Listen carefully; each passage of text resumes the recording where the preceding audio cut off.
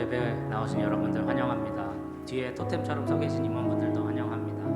그리고 예배석에 앉아 계신 여러분 모두 환영하고 방송실에 계신 분들, 음향 계신 분들 모두 환영합니다. 우리 주변에 잠깐 간단하게 인사할까요? 새해 복 많이 받으세요. 새해 복 많이 받으세요. 새해 복 많이 받으세요. 우리 빨간 날에도 항상 주일은 빨간 날이었지만 함께 예배하러 올라온 우리 같이 찬양했으면 좋겠습니다.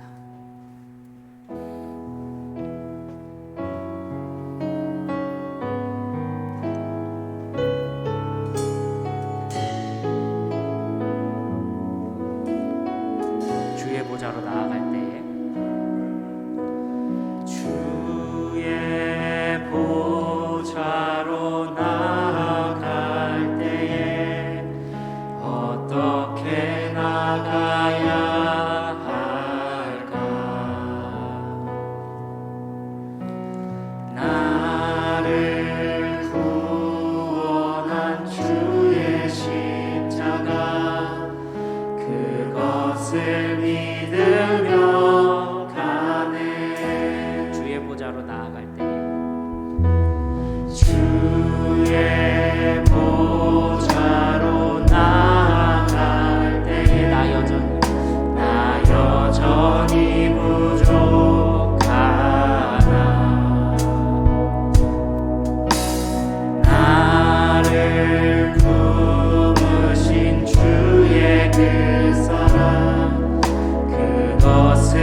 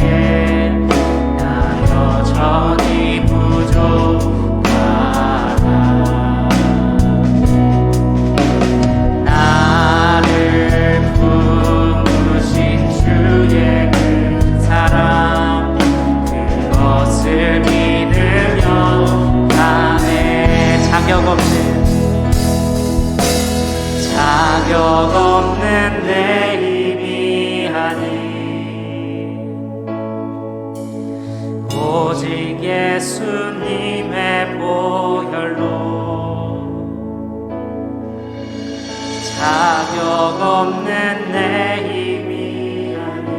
우리 낮은 목소리로 오직 예수님의 보혈로 자격 없는 내 힘이 아니. 오직 예수님의 보혈로. 한 번 더 낮은 목소리로 자격 없는 내 힘이 아니. 오직 예수님의 보혈로. 자격 없는 내 힘이 아니. 오직 예수님의 보혈로. 자격 없는 내 힘이 아니. 오직 예수님의 보혈로.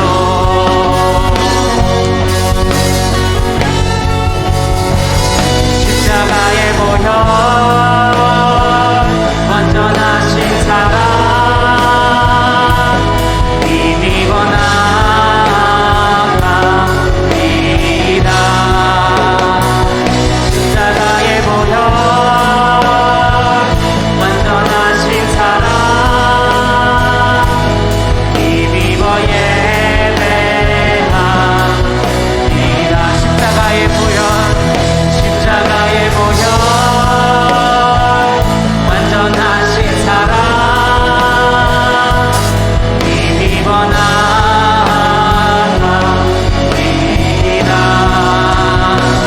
십자가의 보혈 완전하신 사랑 힘입어 예배합니다.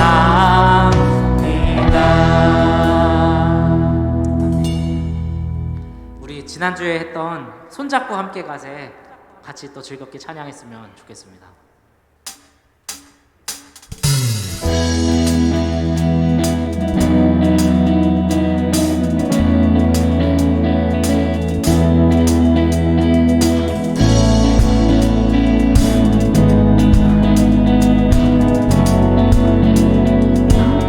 우리 걸어가는 이 길이 결코 처음받는 길은 아니야. 수천 년 동안 온 땅 곳곳에서 주님 따르는 적 있으니. 우리 걸어가는 이 길이 낯설고 두려워 보일지라도 삶의 무게를 들고 흘러들어오는 우리 처음부터 찬양할까요? 우리 걸어가는 이 길이 결코 처음받는 길은 아니야. 수천 년 동안 온 땅 곳곳에서 주님 따르는 적 있으니. 우리 걸어가는 이 길이 낯설고 두려워 보일지라도 삶의 무게를 들고 흘러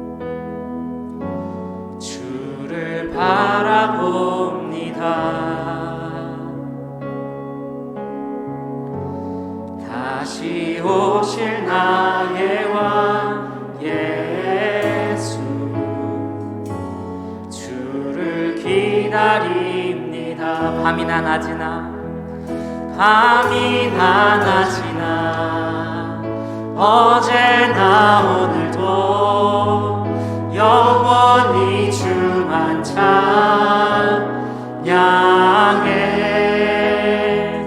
괴롭고 슬플 때 낭망하여 넘어져도 언제나 주만 찬양하게. 우리 처음부터 고백할까요? 나의 소망 되신 주, 나의 소망 되신 주, 주를 바라봅니다. 다시 오실 나의 왕 예수, 주를 기다립니다. 밤이나 낮이나 밤이나 낮이나 어제나 오늘도 영원히 주만 찬양해.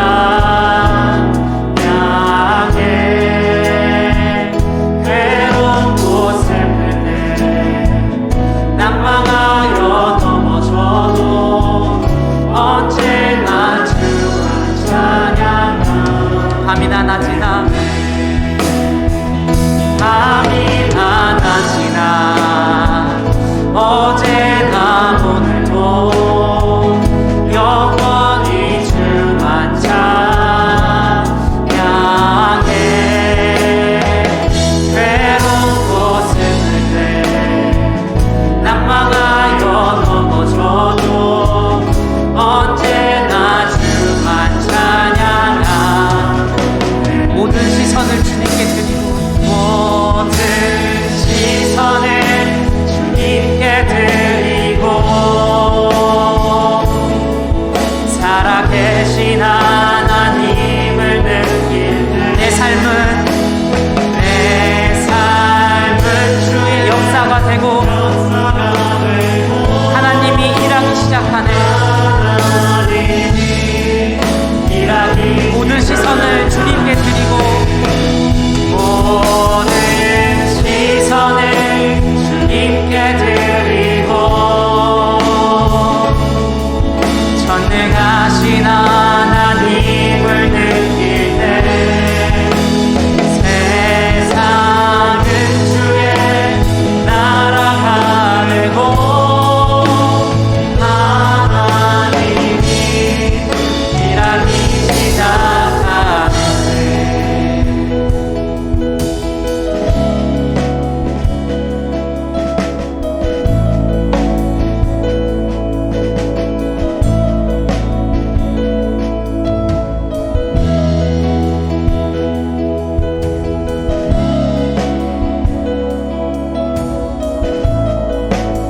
같이 고백해볼까요?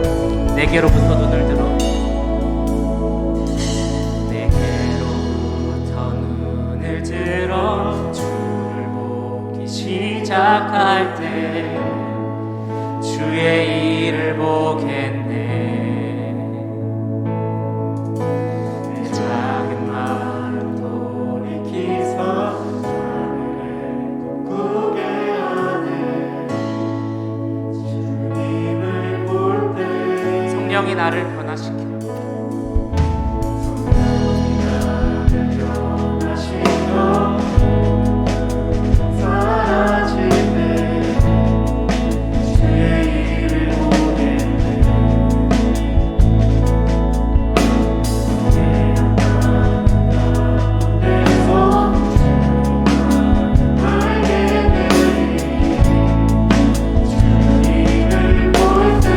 모든 시선을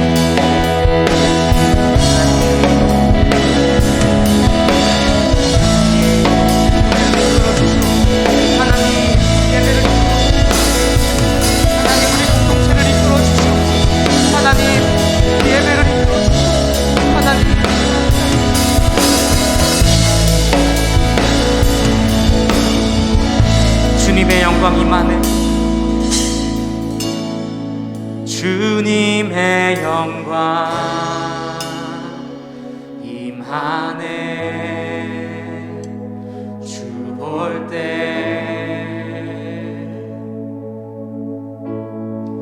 주님의 영광 임하네. 주 볼 때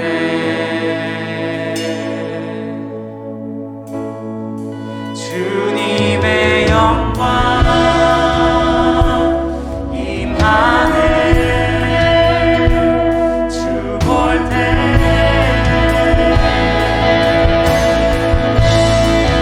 주님의 영광 임하네. 주 볼 때 모든 시선을 주님께 드리고 살아계신 하나님을 느낄 때 내 삶은 주의 역사가 되고 하나님이 일하기 시작. 마지막으로 모든 시선을 주님께 드리고 전능하신 하나님을 느낄 때 세상은 주의 나라가 되고 하나님이 일하기 시작하네.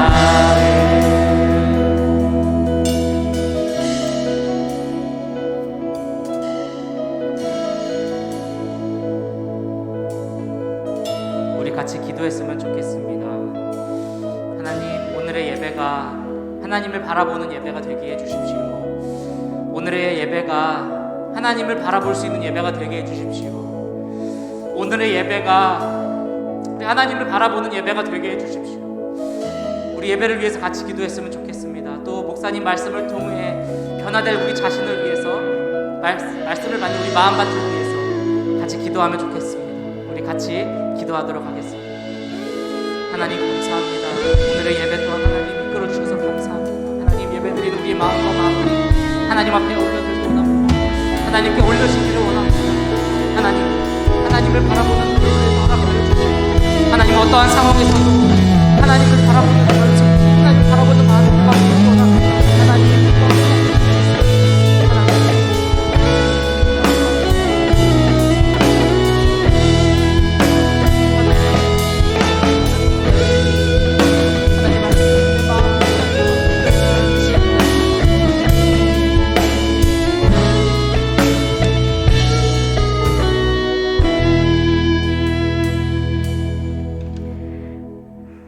기도하겠습니다.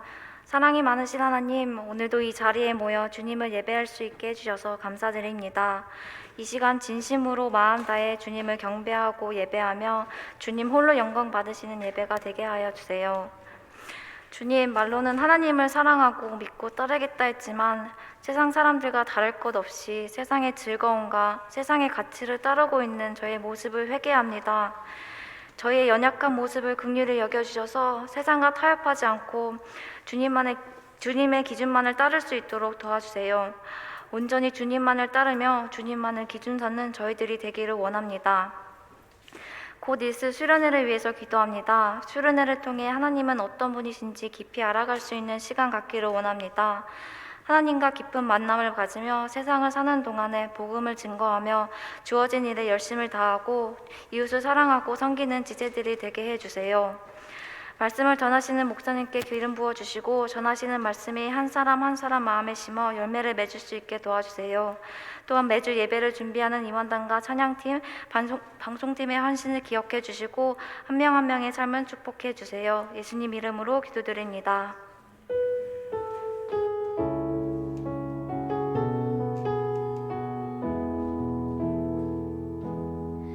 샬롬 비수청 광고 시작하겠습니다. 예배 시간 안내입니다. 주일 오후 1시 30분입니다. 2022년 청년부 표어는 Christ in me, I in Christ.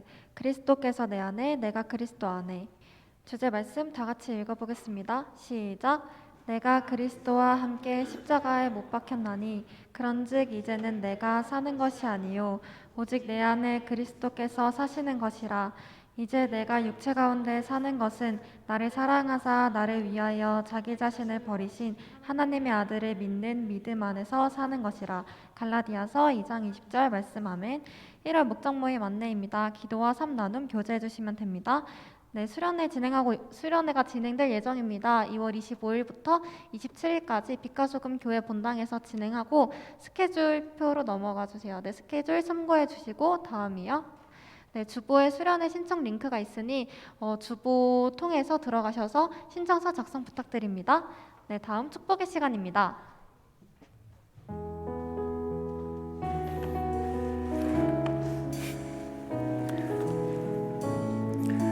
네, 우리 함께 손을 뻗어서 축복하도록 하겠습니다.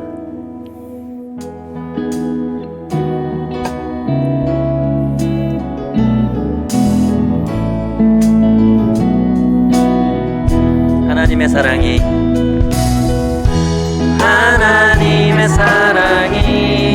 당신의 삶 가운데 가득하기를 축복합니다. 하나님의 은혜가 우리 가운데 가득하길 기도합니다. 가득하길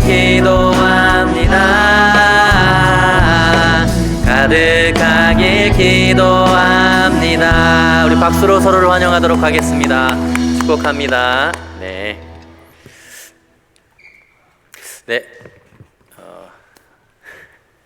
어색하죠, 여러분? 네, 조금 지나면 익숙해질 겁니다. 네, 여러분, 방금 광고했듯이 수련회 더 프레임이 2월 25일부터 27일까지 진행됩니다. 여러분들 기대하는 마음 가지고 기도하시면서 잘 준비해 주시면 감사하겠습니다. 많은 분들 참여해 주셔서 우리 훌륭한 강사 목사님들 말씀도 듣고 우리 공동체를 위해서 우리가 앞으로 어떤 거를 어떻게 준비해야 될지, 또 개인의 신앙을 우리 청년 시절에 어떻게 잘 다져나가야 될지에 대해서 많은 것들을 배울 수 있는 시간입니다. 여러분들 기대하는 마음으로 참여해 주시면 감사하겠습니다. 신청을 지금 받고 있죠? 그렇죠? 신청 여러분 해주시면 감사하겠습니다. 네, 그리고 여러분들한테 각 목장의 카톡방에 이제 광고가 올라갈 텐데요. 고등부 수련회 보조교사를 모집하고 있습니다. 그래서 여러분들 그 광고 문구 참고해 주셔서 여러분들 많은 지원해 주셔서 우리 고등부 아이들 잘 섬겨 주시면 감사하겠습니다. 네, 하나님께서 오늘 우리에게 주시는 말씀입니다. 제가 빼먹었죠. 네, 하나님께 봉헌하도록 하겠습니다.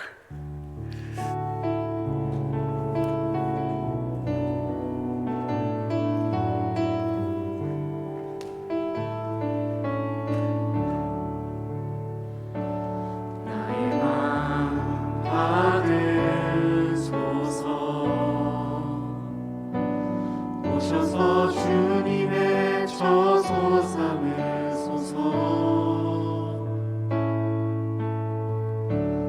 나의 전부이신 주여 내 맘을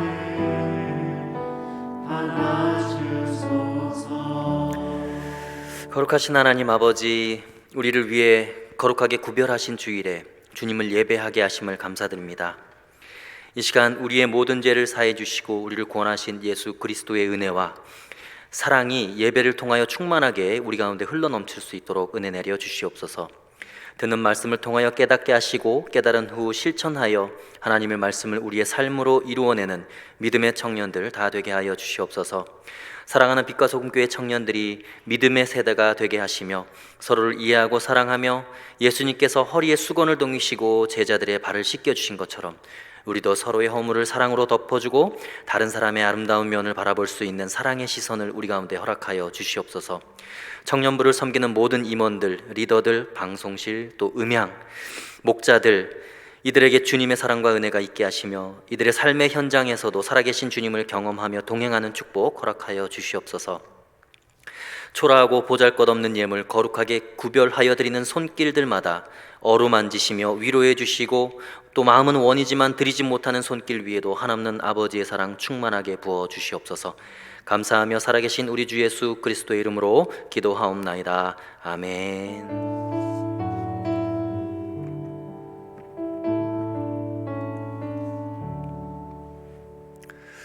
네, 할렐루야.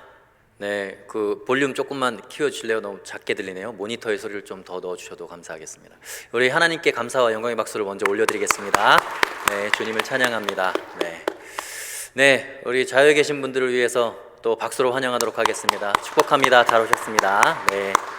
네, 또 온라인으로 예배하는 청년들 있죠? 우리 온라인으로 예배하는 청년들을 위해서 또 박수로 환영하고 격려하도록 하겠습니다. 축복합니다. 잘 오셨습니다. 네. 오늘 하나님께서 우리에게 주는 말씀입니다. 누가복음 22장 63절에서 71절까지의 말씀입니다. 누가복음 22장 63절에서 71절까지의 말씀, 저 여러분이 한 절씩 교독하고 마지막 절은 합독으로 하나님의 말씀을 봉독하겠습니다. 지키는 사람들이 예수를 희롱하고 때리며 그의 눈을 가리고 물어 이르되 선지자 노릇하라 너를 친 자가 누구냐 하고 이 외에도 많은 말로 욕하더라. 날이 새매 백성의 장로들 곧 대제사장들과 서기관들이 모여서 예수를 그 공회로 끌어들여 이르되 내가 그리스도이거든 우리에게 말하라. 대답하시되 내가 말할지라도 너희가 믿지 아니할 것이요 내가 물어도 너희가 대답하지 아니할 것이니라. 그러나 이제부터는 인자가 하나님의 권능의 우편에 앉아 있으리라 하시니 다 이르되 그러면 내가 하나님의 아들이냐 대답하시되 너희들이 내가 그라고 말하고 있느니라. 함께 읽습니다. 그들이 이르되 어찌 더 증거를 요구하리요 우리가 친히 그 입에서 들었노라 하더라. 아멘. 네, 여기 베이스의 앰프에서 잡음이 나는데 좀 뮤트를 시켜주시면 감사하겠습니다. 네, 오늘 말씀의 제목은 예수님을 향한 세 가지 질문이라는 제목입니다. 사실 이 오늘 본문에 기록된 예수님의 모습 속에서 우리가 무엇을 발견할 수 있냐면 사람들이 예수님이 어떤 분인지, 예수님의 정체성이 뭔지, 예수님이 누구이신지 정확하게 알지 못하기 때문에 너무나 궁금해합니다.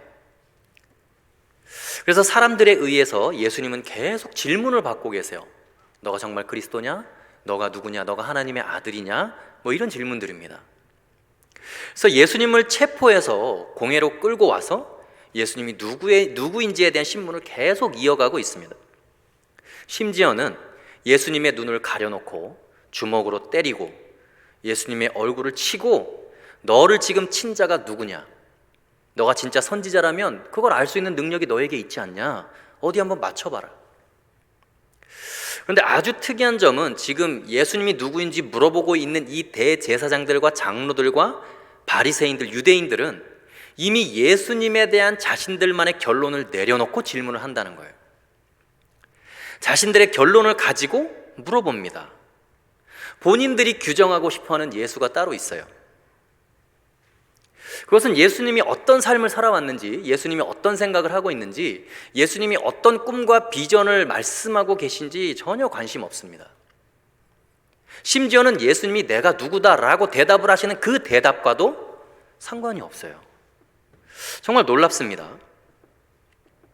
자신들이 이미 규정해 놓은 예수로 몰아가기 위해서, 그 정당성을 확보하기 위해서 일단 체포해서 잡아와서 죄인 취급을 하고 그 죄를 뒤집어 씌우고, 그래서 결국은 죽임 당할 만한 죄를 찾아서 뒤집어 씌워서 죽입니다.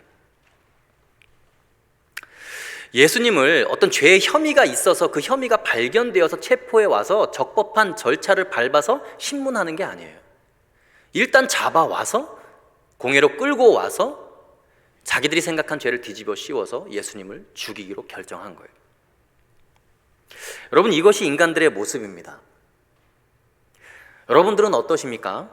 내 입맛에 맞는 예수, 이럴 때는 좀 내 앞길을 위해서 힘 좀 써주시는 예수, 내가 죄를 지을 때는 좀 눈을 감아주시는 예수, 주님 앞에서 여러분들이 규정해 놓은 예수로 몰아가고 있지는 않은지. 오늘 본문이 우리로 하여금 정말 많은 생각을 하게 만듭니다. 지금 우리 사회 각 분야에서 벌어지는 일들도 여러분 마찬가지예요. 잘 보십시오. 이미 결론 내려놓고 여론 선동하고 몰아가면서 결론 내려버립니다. 자신들이 원한 결론으로. 자신들의 정권에 치명적인 위기가 닥치면 상대방에 대한 결론 내려놓고 여론 몰아가는 거예요. 심지어 우리의 삶의 현장에서도, 우리 주변에서도, 교회에서도 이런 일들이 일어납니다. 이것은 이미 2000년 전에 인간들이 예수님에게 했던 짓이고, 그 전에 구약시대에도 수많은 선지자들을 돌로 쳐 죽였을 때 행했던 일들입니다.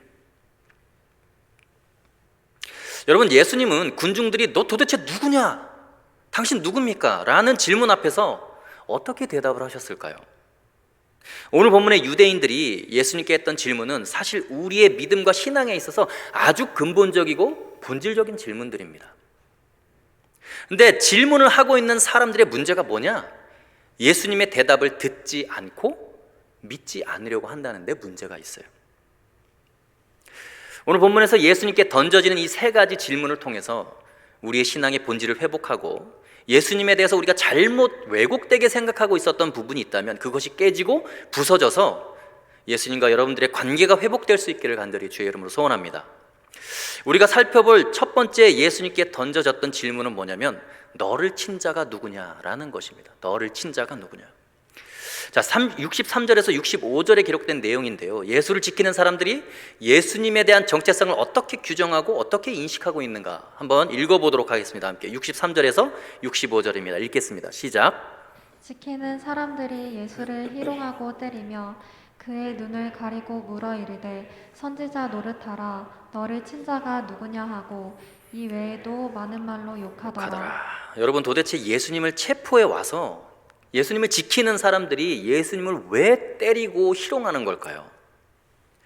당시의 군중들은 예수님을 선지자로 알고 있었어요. 선지자.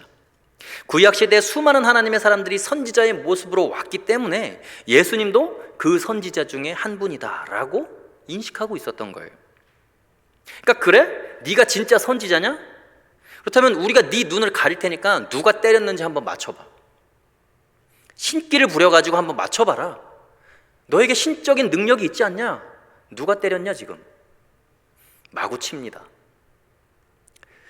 여러분, 지금 예수님께서 이들에게 두들겨 맞을 만한 무슨 잘못을 범했습니까? 그렇지 않죠. 예수님이 본인을 선지자라고 소개한 적도 없어요. 아니면 선지자 노릇을 한 적이 있습니까? 없어요. 이들은요, 지금 예수님에 대한 소문만 들었을 뿐이에요. 다른 사람들의 말에 의해서 본인들의 임의대로 예수님을 선지자로 규정해 놓고 예수님의 눈을 가리고 희롱하고 때리고 맞춰보라고 이야기를 하는 것이죠. 너가 진짜 선지자냐? 너 진짜 웃긴다. 너 같은 초라한 목수 출신이. 그런데요, 이들은 지금 예수님과의 개인적인 관계에 있어서 아무런 원한이 없어요. 앙심도 없습니다. 개인적으로 예수님을 미워할 만한 어떤 그런 관계에 있지도 않아요. 그런데도 이런 짓을 인간들이 하는 것입니다. 여러분, 선지자는 누가 자기를 때렸는지 알아맞추는 사람이 아니에요. 자기 자신을 해한 사람이 누구인지 알아맞추고 신기를 부리고 무당짓을 하는 사람이 선지자가 아닙니다. 선지자는 그냥 하나님의 말씀을 대언할 뿐이에요. 하나님께서 맡겨주신 말씀을 그냥 선포하는 것일 뿐이지, 내가 다른 사람 듣기 좋은 말을 하느냐, 다른 사람 듣기 싫은 말을 하느냐, 아니면 선지자의 관심사항에 다른 사람의 인기를 끄느냐, 다른 사람의 비위를 맞추느냐, 거기에 관심이 있지 않아요. 선지자는. 만약에 그런 데 관심이 있다면 연예인이지 어떻게 하나님의 말씀을 대언하는 사람이겠습니까? 지금 희롱하고 때리면서 너가 때렸지? 딱 알아맞추면 사람들이 우와 정말 신기하네, 너 진짜 선지자 노릇 잘한다. 세상이 생각하는 선지자 노릇은 사람들이 원하는 것을 들어주고 사람들의 비위를 맞춰주고 듣고 싶은 말을 해주는 사람, 그런 것을 선지자 노릇이라고 생각을 하고 있는 거예요. 이 시대 목회자들이, 하나님의 사람들이, 또 그리스도인들이 세상 사람들 비위 맞추고 사는 것이 어찌 선지자이고 그리스도인이겠습니까? 사람들에게 인정받고 칭찬받는 것을 더 중요하게 여기는 사람이 여러분 어찌 그리스도인이겠어요? 여러분, 예수님이 진짜 못 알아맞추실 것 같아요? 그들이 기대하는 선지자 노릇 여러분 예수님이 못 하실 것 같아요? 예수님은요, 물고기 뱃속에 있는 동전도 알아맞추신 분이에요. 그리고 베드로가 닭이 울기 전에 3번 부인할 것도 알아맞추신 분이에요. 자기들이 원하는 그 짓 못하실 것 같아요, 여러분, 예수님이? 여러분, 예수님께서 진짜 인간들이 원하는 선지자 노릇 제대로 하시면요, 모든 사람들 다 만족시켜 드릴 수 있어요. 그리고 이렇게 지금 억울한 누명 쓰고 체포받지 않아도 돼요. 십자가에 달리지 않아도 됩니다. 예수님은 그들이 예수님을 눈을 가리운 게 아니라 예수님이 친히 눈을 감으신 거예요. 예수님은 그들이 눈을 가리웠기 때문에 안 보이신 게 아니라 그냥 안 보신 것뿐이에요. 눈을 가린 것뿐입니다, 스스로. 더러운 죄인인 피조물이 창조주의 얼굴을 때리고 희롱하고 조롱하는 거? 여러분, 만약에 창조주의 눈빛이 피조물의 눈을 제대로 바라본다면 피조물은 그 자리에서 죽고 말아요. 다 죽고 맙니다. 그래서 예수님은 눈을 그냥 감으신 거예요. 그게 창조주의 사랑이에요. 그게 창조주의 은혜입니다. 일제시대 때 있었던 일입니다. 오산학교에 어느 날 의분에 찬 학생들이 너무너무나 분노해가지고 이 친일파인 선생을 발견해서 이 학생들이 그 선생을 폭행하려고 막 교무실로 뛰어가고 있었어요. 그래서 교무실로 막 뛰어들어가니까 선생님들이 다 도망가고 없어요. 근데 그 중에 함석헌이라는 선생님 한 분이 앉아 계셨어요. 그러니까 학생들이 전부 다 흥분해가지고 막 미쳐서 날뛰는데 도망도 안 가고 앉아 계신 함석헌 선생님들이 자기가 찾던 매국노 선생인 줄 안 거예요. 그래서 그 함석헌 선생님을 막 얼굴을 주먹으로 때리고 난리가 아닌 거예요. 그런데 그 함석헌 선생님이 자기의 손으로 자기의 눈과 얼굴을 가리고 책상에 그냥 엎드려 계신 거예요. 그러니까 학생들이 아, 그놈이구나 하고 그냥 거반 죽게 때려놨어요. 다 때리고 나서 이 매국노 같은 놈 어디 얼굴이나 보자고 딱 이렇게 세웠는데 함석헌 선생님, 자기들이 그렇게 존경하는 함석헌 선생님인 거예요. 아니, 선생님 왜 손으로 얼굴과 눈을 가리고 엎드려 계세요? 우리가 선생님인 줄 몰라봤잖아요. 그러니까 함석헌 선생님이 나는 인격이 덜 되고 수양이 덜 되고 공자님이나 부처님처럼 예수님처럼 내가 너그럽지 못하기 때문에 혹시 나를 때린 사람의 얼굴을 보면 수업 시간에 앞으로 나를 때린 그 제자의 얼굴을 내가 어떻게 보겠냐. 그리고 나를 때릴 때 나와 눈이 마주친 그 제자는 앞으로 내 수업을 어떻게 들을 수 있겠냐. 그래서 나는 얼굴은 가린 것이다. 여러분, 사람들이 선지자 노릇하라고 때리고 조롱하고 예수님을 가지고 노는데 그냥 당하셨어요. 아니, 친히 눈을 감으셨어요. 여러분, 우리가 신앙생활을 하고 이렇게 코로나와 오미크론이 창궐하는 가운데서도 여러분 간절한 마음 가지고 주의 전에 나왔잖아요. 우리가 이렇게 갈급하게 주님을 찾는데 진짜 우리가 예수님께 기대하는 게 뭘까요? 내가 원하는 예수님상? 내가 원하는 대로 따라주는 예수님? 나에게 기이한 기적들을 일으키는 예수님? 그냥 그런 막연한 기대? 그래서 예수님께 무례하게 행하고 예수님의 마음을 상하게 하는 일들이 너무나 많습니다. 여러분, 우리가 아무리 예수님의 눈을 가린다고 해서 주님이 우리의 실체를 모르시겠습니까? 우리가 예수님의 눈을 아무리 가려도 우리 내면의 악함을 다 알고 계시죠? 심지어 목회자이고 성도이고 청년 할 것 없이 교회 와서 헌신하고 섬기는 것 같아도 이기적이고 자기 자신만을 위해 살아가는 우리의 모습? 예수님 다 알고 계세요. 그들이 예수님의 눈을 가린다고 귀를 막는다고 못 보고 못 듣겠습니까? 여러분, 주님은 선지자 노릇을 하려고 오신 분이 아니에요. 인류를 위해 대속물이 되려고 오신 거예요. 어린 양의 제물이 되려고 오신 분이에요.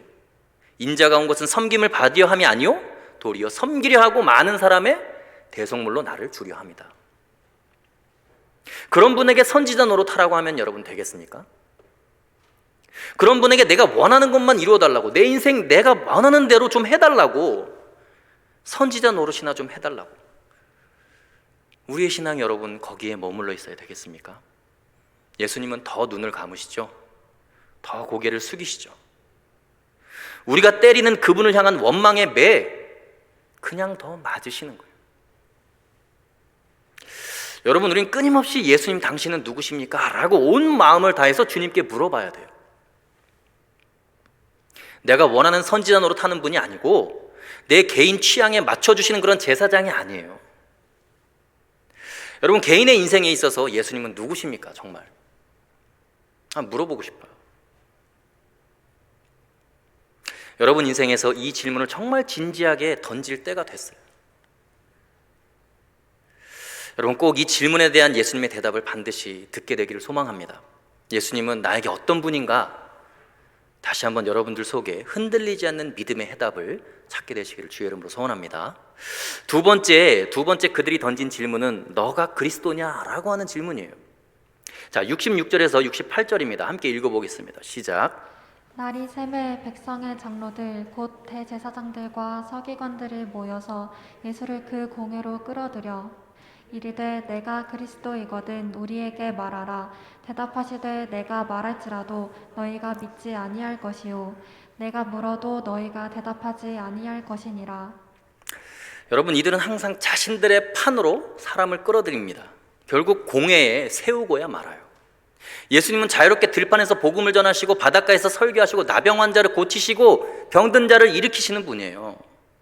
풍랑을 무릅쓰고 걸어서 광인을 찾아가셔서 그를 살리는 그런 분이십니다. 근데 그분을 자기들이 세우고 싶은 곳에 반드시 세웁니다. 기어이 세우고야 말아요.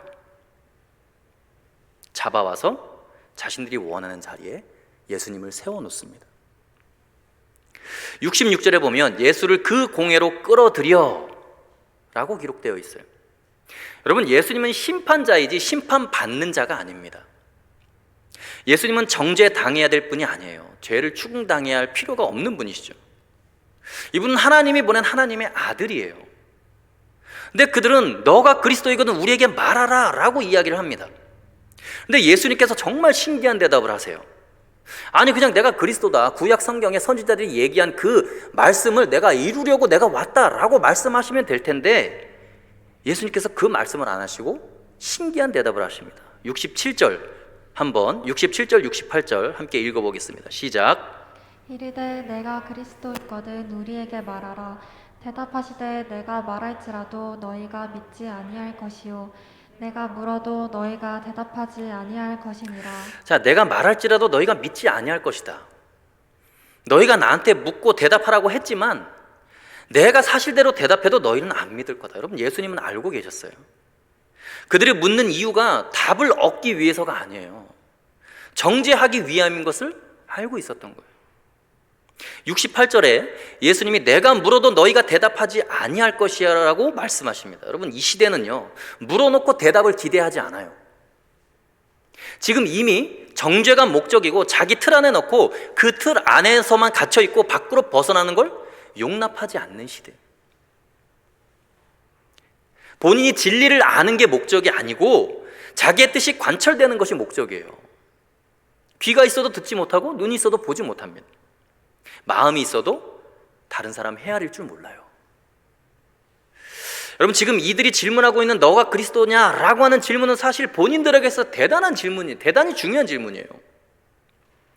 정말 자신들이 구원과 직결된 질문인데 이런 질문을 이런 식으로 하고 있는 거예요. 정답을 원해서 하는 질문이 아니죠. 이 시대 수많은 그리스도인들이 교회에 와서 신앙생활을 하고 있습니다. 예수님의 답을 듣기 위해서, 진리를 받아들이기 위해서 신앙생활을 하는 게 아니에요. 예수님에 대해서, 하나님에 대해서 자기 마음대로 만들어 놓은 규정과 틀이 있어요.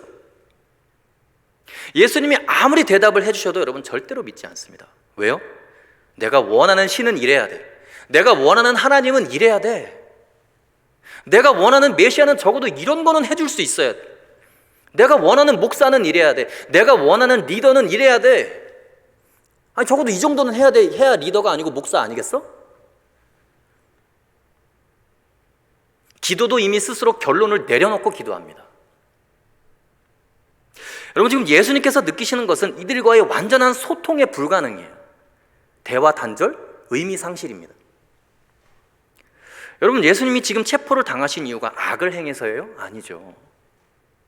예수님이 지금 죄를 지었기 때문입니까? 아니에요. 지금 대화하는 과정에서 그것 만들려고 잡아온 거예요. 일단 체포해가지고 와서 신문을 하는 거예요. 죄가 있기 때문에 체포한 게 아니에요. 그러니까 예수님은 이들의 질문에 대답을 하지 않으신 거예요. 깨닫기 위해서도 아니고 진리를 알기 위해서도 아니고 죽이려고 질문하는 거예요. 근데 정말 무섭게도 자기들이 던진 그 질문이 본인들의 구원에 관한 핵심적이고 본질적인 질문인 거예요. 지금 너가 그리스도냐? 당신 정말 메시아십니까? 여러분, 인간은요, 심지어 자기 구원의 가장 핵심적인 주제마저도 상대편을 제거하고 정죄하기 위해서 사용합니다. 이들은 제사장들이에요. 장로고요. 눈꽃만큼도 신앙에 관심이 없어요. 다만 자기들의 입지와 주장에만 관심이 있어요. 이것이 이 시대의 아픔이고 교회의 안타까움이에요. 날이 샘에 백성의 장로들, 곧 대제사장들과 서기관들이 모여서 하는 일이 바로 이런 일이었어요. 교회의 중심 세력들이 지금 예수님을 세워놓고 하는 일이 이런 일이었어요. 여러분, 예수님은 왜 대답을 안 하셨을까요? 그들이 이렇게 벌려놓은 판이 예수님이 생각하시는 정직성과 진리 추구, 신앙인의 모습과 너무나 반대이기 때문에 그래요. 형태는 그럴싸한 종교 재판처럼 진행이 되지만 악마의 소굴인 거예요. 너가 그리스도냐? 아니, 예수님이 그리스도인 걸 왜 몰라요? 3년의 공생의 기간 동안 예수님은 엄청난 이적과 기사를 보이셨어요. 죽은 사람 살리셨어요. 나병 환자 깨끗하게 하셨어요. 예수님의 말씀은 진리였습니다. 예수님의 삶에는 아무런 흠과 티가 없었어요. 그 모든 것이 은혜였고 감동이었고 축복이었어요. 자신들의 입으로 호산나 다윗의 자손으로 오시는 이여 라고까지 외쳤어요. 그렇게 사랑했고 그렇게 진리를 선포했고 그렇게 능력을 행하셨어요. 그럼에도 불구하고 믿지 않았어요. 그러면 그들의 의도를, 어떤 의도를 가지고 모인 자리인지 예수님은 알고 계셨고 그것 때문에 대답을 안 하신 거예요. 그러니까 예수님이 어떤 말을 한들 믿었겠냐는 거예요. 내가 어떤 말을 한들 너희가 믿을 준비가 돼 있냐. 3년 동안 어떻게 예수님이 살아왔는지, 그분의 인격과 그분의 삶을 알고 있으면서도 지금 체포하려고 한다면, 죄를 뒤집어 씌워서 죽이려고 한다면 예수님이 무슨 대답을 한들 여러분 믿겠습니까? 내가 말할지라도 너희가 믿지 아니할 것이오. 이 시대의 슬픔이 바로 이거예요. 질문을 해놓고 대답을 기대하지 않아요. 그냥 자기들의 말이 진리라고만 주장하는 거예요. 그러면 소통 단절되고 관계의 의미가 사라지게 되는 거예요. 결국 당사자와 상관없이 자기들끼리 결정 내립니다. 예수님이 이렇게 말씀하셨어요. 너희가 대접을 받고자 하는 대로 너희도 남을 그렇게 대접하라. 이것이 율법이요 선지자이니라. 여러분, 우리는 다른 사람을 대접한 그대로 하나님께 대접을 받게 되어 있어요. 아주 무섭습니다. 여러분들이 다른 사람을 어떻게 대접하는지를 한번 보세요. 하나님이 그대로 여러분들을 대접하신다고 성경이 말하고 있어요. 우리는 끊임없이 다른 사람의 죄를 지적하고 책망하면서 자기 자신은 하나님 앞에서 죄인으로 서 있을 존재라는 것을 망각하고 살아가요. 우리는 죄인이면서 다른 사람의 죄를 지적하고 혼내고 있으면서 하나님 앞에서는 용서받기를 기대하고 있어요. 여러분, 그런 율법은 없어요. 너희가 남을 대접한 그대로 너희로 도로 대접을 받을 것이요. 심지어 가늠하다가 현장에서 잡힌 여인을 두고도 예수님이 그러셨어요. 너희 중에 죄 없는 자가 먼저 돌로 치라. 그래서 당시에 그 자리에 있었던 사람들이 나이 많은 사람으로부터 어린 사람까지 다 돌을 내려놓고 스스로 돌아갔다고 성경은 기록하고 있습니다. 만약에 이 시대 그리스도인들에게 예수님이 너희 중에 죄 없는 자가 먼저 돌로 치라고 했으면 너도 나도 할 것 없이 먼저 돌 던졌을 겁니다. 하나님에 대한 두려움이 없어요. 양심도 없고 부끄러움도 없습니다. 누군가를 정죄하고 판단하는 일이 너무나 자연스러워. 얼마나 무서운 일인지 모른다는 거예요. 수없이 하나님의 말씀이 선포되고 듣고 깨달아도 다른 사람의 죄를 들춰내고 정죄하는 그 행동 그대로 다시 반복합니다. 전혀 듣지 못하고 전혀 못 봐요. 이게 이 시대의 비극이고 아픔인 거예요. 예수님은 그걸 여러분 그대로 다 당하셨어요. 그래서 묻지도 않습니다. 내가 물어도 너희가 대답하지 않을 거다. 여러분, 하나님 나라의 결론은 세상이 내리는 것이 아니라 우리 주님께서 내리십니다. 여러분의 인생의 결론도 여러분이 내리는 게 아니에요. 여러분들의 인생에 대한 하나님의 시나리오가 있어요. 계획이 있습니다. 그걸 묻고 기도하고 깨닫는 인생이 되려고 하는 것이 아니라 자기의 계획만 주장하고 자기가 이끌어가는 인생만 이루어달라고 하나님께 묻지도 않아요. 관심도 없어요. 그러니까 예수님도 여러분에게 안 묻는 거예요. 왜? 들을 생각을 안 하고. 오늘 본문의 유대인들과 여러분 별반 다르지 않아요. 우리가 예수님, 당신 정말 그리스도이십니까? 나를 구원한 분 맞습니까? 그렇다면 나를 구원해주고 살리신 목적이 무엇입니까? 물어야 되잖아요. 내가 그 목적대로 살겠습니다. 대답해야 되잖아요. 내 인생에서 하나님의 계획과 하나님의 목적과 하나님의 뜻이 이루어지기를 원합니다. 이 고백이 창조주를 향한 피조물의 고백이 되어야 되잖아요. 여러분의 인생이 하나님의 계획과 상관없이 여러분들의 계획대로만 이루어진다면 그건 저주예요. 축복 아니에요. 그것만큼 불안한 징조가 없는 거예요. 연약한 인간의 생각과 인간의 계획대로 되는 것, 그것만큼 불안한 게 없다니까요. 여러분들의 삶에서는 하나님의 계획만 이루어져야 돼요. 하나님의 말씀만 이루어져야 완벽한 인생이 되는 거예요. 예수님이 여러분의 진정한 구원자라고 믿는다면 물어야죠. 하나님, 제 인생을 향한 하나님의 계획이 무엇입니까? 하나님의 그 계획대로 내가 살기를 원합니다. 고백하고 결단해야죠. 꼭 그렇게 하나님께 묻고 깨닫는, 그렇게 고백하는 청년들 다 되시기를 주의 이름으로 소원합니다. 세 번째, 그들이 던진 질문은 하나님의 아들이냐라는 거예요. 너가 진짜 하나님의 아들이냐. 69절과 71절까지의 말씀인데요, 우리 한번 읽어보겠습니다. 시작. 그러나 이제부터는 인자가 하나님의 권능의 우편에 앉아 있으리라 하시니 다 이르되 그러면 내가 하나님의 아들이냐 대답하시되 너희들이 내가 그라고 말하고 있느니라. 그들이 이르되 어찌 더 증거를 요구하리요 우리가 친히 그 입에서 들었노라 하더라. 그러면 내가 하나님의 아들이냐? 마지막으로 예수님을 죽일 수 있는 신성 모독에 걸릴 수밖에 없는 유도 신문을 지금 하고 있어요. 네가 하나님의 아들이냐? 결정적인 질문이죠. 만약에 예수님이 그래 내가 하나님의 아들이다 그러면 신성 모독으로 그 자리에서 돌로 맞아서 죽었을 거예요. 내가 하나님의 아들이다 라고 하면 메시아로서의 예수님의 삶과 존재 자체가 의미가 없어지는 거예요. 그러니까 둘 중에 하나를 선택하라고 하는데 선택할 수가 없는 거예요. 하나님의 아들이라고 네가 인정하고 돌에 맞아 죽을래? 아니면 너 모든 거 부인하고 그냥 조용히 사라져 줄래? 목숨 부지하고 사라져 줄래? 이런 거예요. 그들은 자기들이 만들어 놓은 틀 안에 예수님을 넣어서 정죄하고 예수님의 존재를 무의미하게 만들려고 했어요. 근데 예수님 대답이 정말 기가 막힙니다. 너희들이 내가 그라고 지금 말하고 있느니라. 예수님이 본인 스스로 하나님의 아들이라고 말했어요? 아니죠. 예수님이 본인 스스로 내가 하나님의 아들이 아니다 라고 말했습니까? 아니죠. 얘기 안 했어요. 근데 예수님이 말씀하신 결론은 뭐예요? 내 입이 아닌 너희들이 방금 입으로 말한 그 결론이 그 결론이다. 뭐예요? 결론은 하나님의 아들이라는 거예요. 너무나 지혜로운 대답이죠. 70절 한번 보시죠. 70절 한번 읽겠습니다. 시작.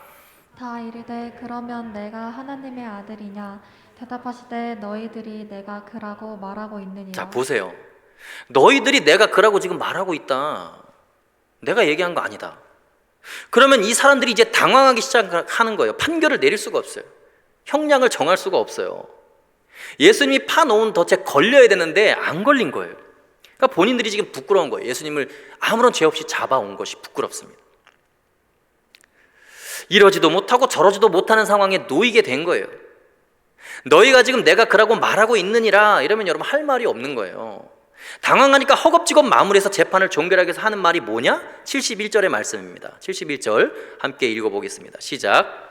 그들이 이르되 어찌 더 증거를 요구하리요 우리가 친히 그 입에서 들었노라 하더라. 자, 지금 예수님의 입에서 들었어요? 그 말을?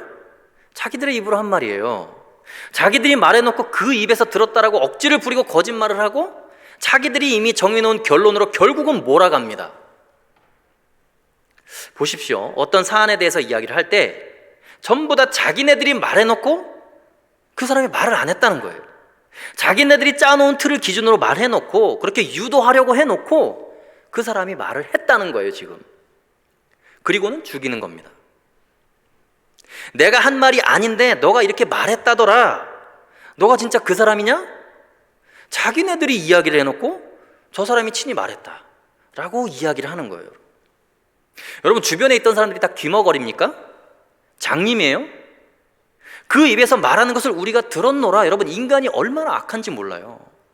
자기네들이 말해놓고 예수님이 말한 것을 들었다는 거예요.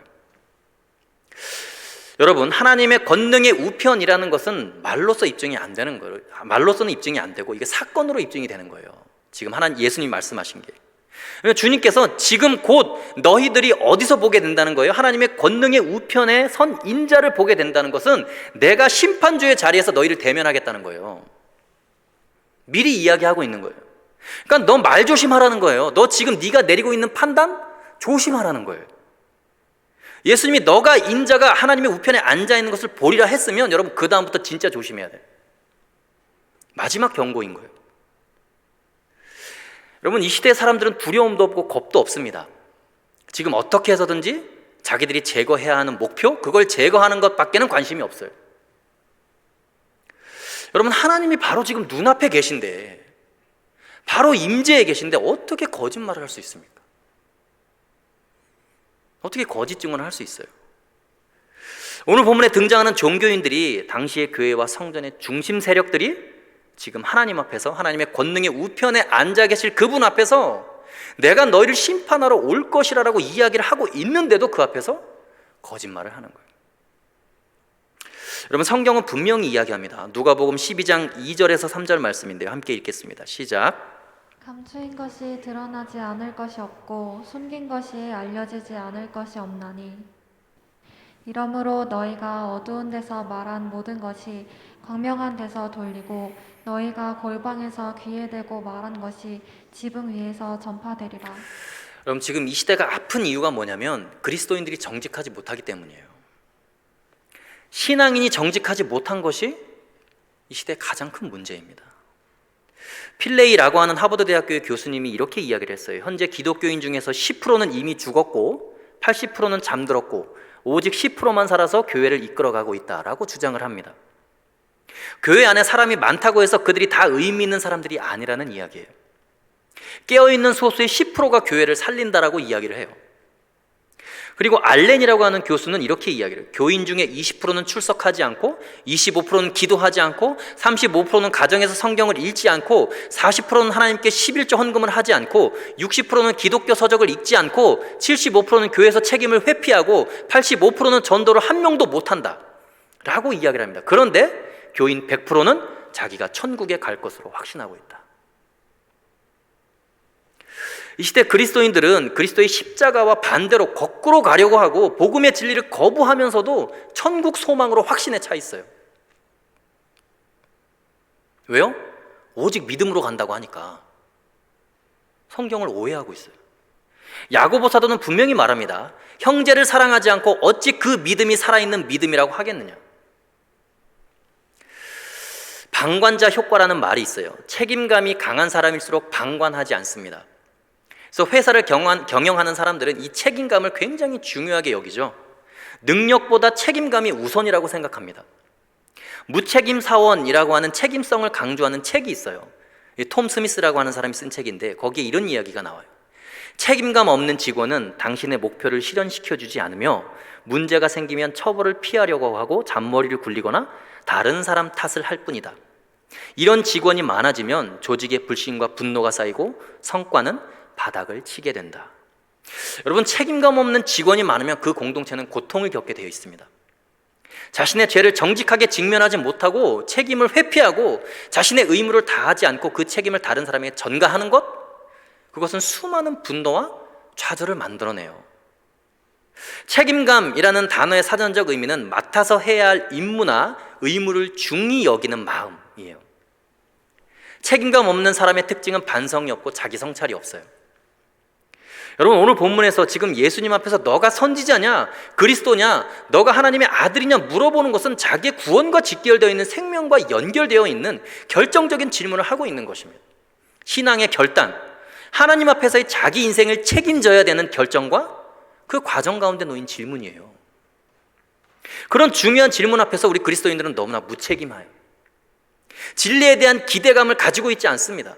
이게 한국교회의 가장 큰 문제예요. 교회나 공동체의 문제점만 지적하려고 하지 본인이 어떻게 헌신하고 어떤 태도를 취해야 하는지 관심 없어요. 그리고 그냥 떠나버리면 그만이에요. 무책임합니다. 여러분, 우리는 지금 이 시점에서 그동안의 우리의 신앙을 다시 점검해야 돼요. 예수님이 여러분 개인에게 어떤 분이신지 그것을 여러분의 삶으로 깨닫는 게 중요해요. 진리가 진리되지 못하게 하는 이 시대적인 분위기 속에서 교회는 더욱 본질을 추구하고 더욱 예수 그리스도를 찾고 그분을 알아가고 그분과 나라는 존재의 관계를 더욱더 견고하게 이어가야 돼요. 이 시점에 주님 앞에서 정직하게 우리의 인생에 대한 책임을 가지고 주님 누구십니까? 주님 당신 나에게 있어서 어떤 분입니까? 라는 질문을 겸손한 마음으로 물어볼 때가 됐어요, 여러분. 그리고 예수 그리스도 그분의 존재가 나에게 어떤 존재로 내 삶에 자리하고 있는지 정확하게 진단하고 말씀으로 처방받고 그렇게 우리의 신앙의 여정을 이어가야 됩니다. 우리의 신앙의 출발은 여러분 바로 그 질문에서부터 시작돼요. 정말 당신이 나를 구원한 메시아이십니까? 하나님의 아들이십니까? 나의 삶을 통해서 무엇을 이루기를 원하십니까? 꼭 여러분 하나님 앞에 겸손한 마음으로 이런 질문을 던지시고 여러분들의 신앙과 믿음이 말씀에 견고하게 뿌리 박히기를 주의 이름으로 소원합니다. 시간 함께 기도하겠습니다.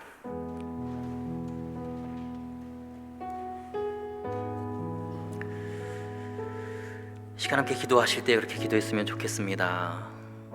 하나님 아버지, 그동안 우리가 맹목적으로 신앙생활했고 하나님의 비전과 하나님의 꿈과 하나님의 계획과 상관없이 살아왔던 우리의 인생을 뒤돌아봅니다. 하나님, 나의 삶 가운데 나의 뜻이 이루어지는 것이 아니고 하나님의 뜻만 이루어지기를 원합니다. 나를 향한 하나님의 계획 가운데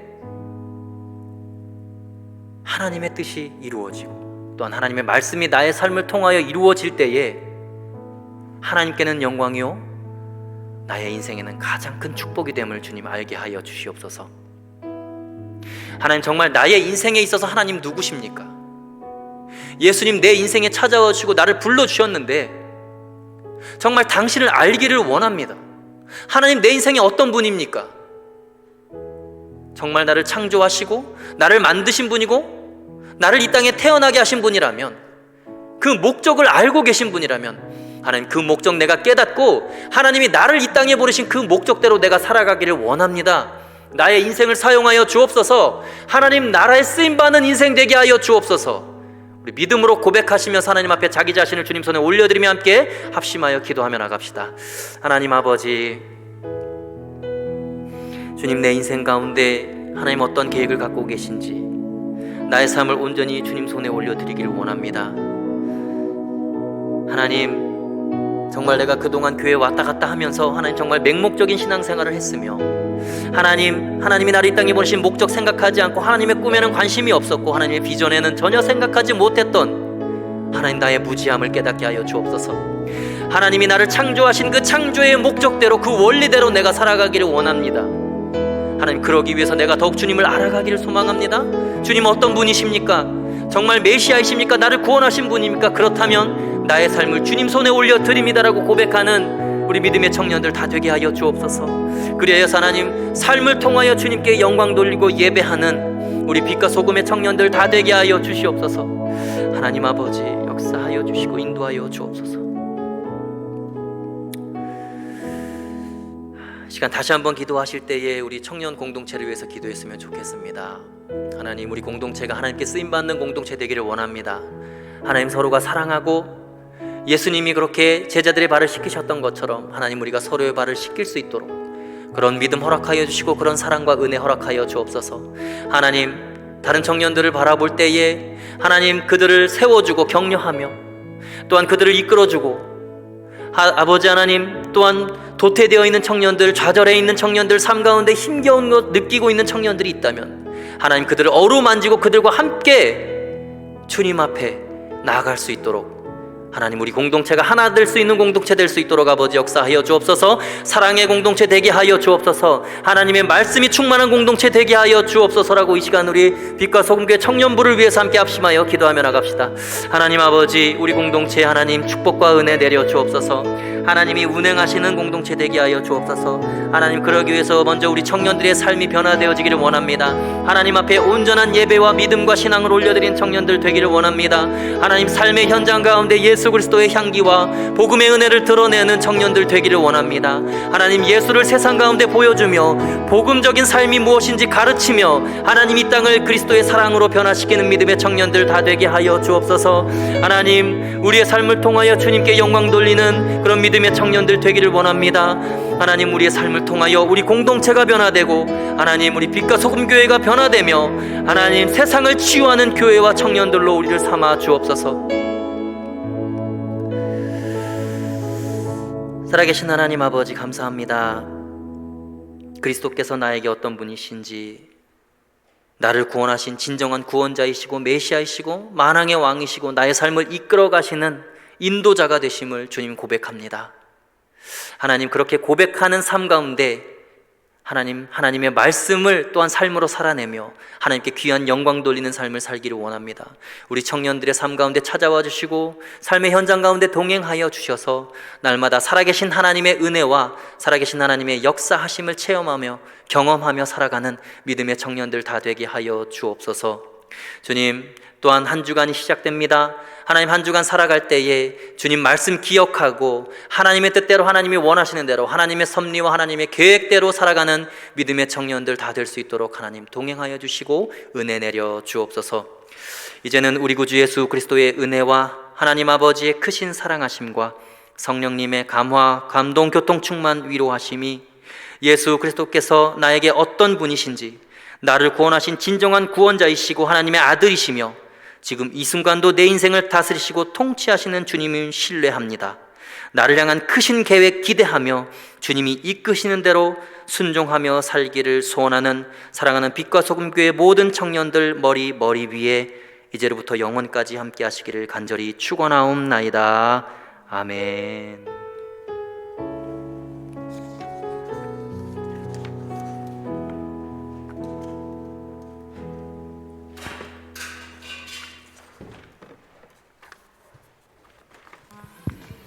네, 저희 예배는 끝났고요. 입으로 목장 모임 여기 1분단의 조남영